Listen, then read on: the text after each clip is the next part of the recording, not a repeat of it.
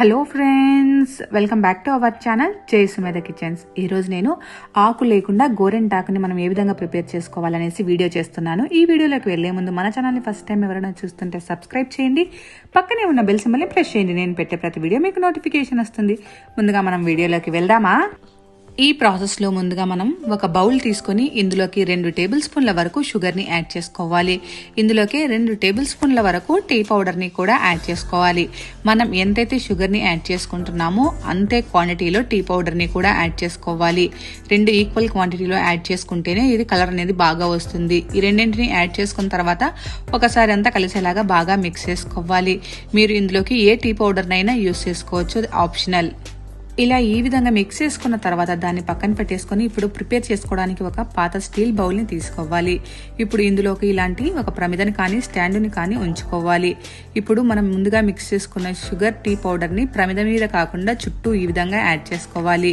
చుట్టూ యాడ్ చేసుకున్న తర్వాత దీని లోపల ఒక చిన్న బౌల్ని కానీ గ్లాస్ని కానీ ఉంచుకోవాలి. ఇలా ఉంచుకున్న తర్వాత దీనిపైన మరో పాత్రని కవర్ చేసుకోవాలి. ఇలా పూర్తిగా కవర్ అయ్యే బౌల్ని ఉంచుకోవాలి. ఇలా పూర్తిగా కవర్ అయ్యే బౌల్ని ఉంచుకుంటేనే ఆవిరి అనేది బయటికి పోకుండా ఉంటుంది. ఇప్పుడు ఇందులోకి ఒక 2 కప్పుల వరకు వాటర్ని యాడ్ చేసుకోవాలి. వాటర్ని యాడ్ చేసుకుని ఈ వాటర్ కాస్త హీట్ అయ్యేంత వరకు కుక్ చేసుకోవాలి. మరి ఎక్కువ టైం అయితే పట్టదు, ఒక 10 మినిట్స్ టైం అయితే పడుతుంది. 10 మినిట్స్ లోపు ఈజీగా కుక్ అయిపోతుంది. 10 మినిట్స్ తర్వాత క్యాప్ ఓపెన్ చేసి చెక్ చేసుకుంటే చూడండి, లోపల ఒక లిక్విడ్ ఫామ్ అయింది కదా. ఈ లిక్విడ్ తోనే మనం గోరెంటాకు ప్రిపేర్ చేసుకుంటాము.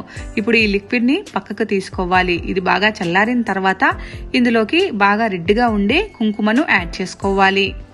కుంకుమను మొత్తం ఒకేసారి యాడ్ చేసుకోకుండా ఇలా కొంచెం కొంచెం యాడ్ చేసుకుంటూ ఈ విధంగా బాగా మిక్స్ చేసుకోవాలి.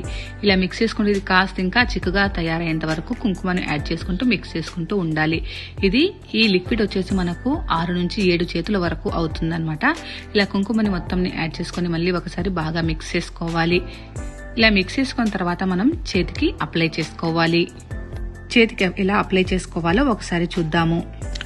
ఇలా ఈ విధంగా నేనైతే అప్లై చేసుకుంటాను ఒక అగ్గిపుల్లతో. ఈ అగ్గిపుల్లతో మనం కావాలంటే డిజైన్ లాగా కూడా వేసుకోవచ్చు.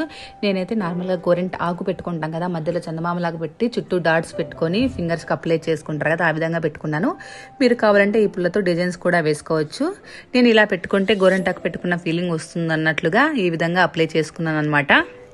ఇలా ఈ విధంగా ఆకులాగా చేతికి మొత్తానికి పెట్టేసుకున్నాను అనమాట. ఆరిన తర్వాత ఒకసారి చెక్ చేద్దాము. ఆరిన తర్వాత చూడండి, లైట్గా పొట్టు లాగా వచ్చేసింది కదా, అలా అంటే ఊడిపోతుంది. కలర్ కూడా చాలా బాగా వచ్చింది కదా. ఇప్పుడు ఒకసారి వాష్ చేసిన తర్వాత చెక్ చేస్తే చూడండి కలర్ ఎంత బాగా వచ్చిందో, చాలా బాగా వచ్చింది కదా. మీరు ట్రై చేయండి, ఎలా వచ్చిందో నాకు కామెంట్ చేయండి. మీకు నచ్చితే కంపల్సరీగా లైక్ చేయండి, మీ ఫ్రెండ్స్తో రిలేటివ్స్తో షేర్ చేయండి. ఇంకా మన ఛానల్ని ఫస్ట్ టైం ఎవరైనా చూస్తుంటే సబ్స్క్రైబ్ చేయండి. Please subscribe my channel. Thank you.